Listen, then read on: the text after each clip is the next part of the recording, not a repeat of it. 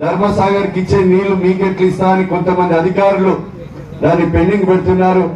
మా మంత్రివర్యులు శ్రీధర్ బాబు గారు, సీతక్క గారు, పొంగిరెడ్డి గారు బాధ్యత తీసుకొని అది మంజూరు చేయించవలసిందిగా మీ ద్వారా వారిని మనస్ఫూర్తిగా విజ్ఞప్తి చేస్తూ, గతంలో ఈ రోజు పేదలు దున్నుకునే ఆక్రమించినటువంటి భూములు గాని మన గాంధీనగర్ గుట్టను కూడా కేసీఆర్ కు లీజు పెట్టుకున్నారు. మనందరం రోడ్లెక్కి ధర్నా చేశాం.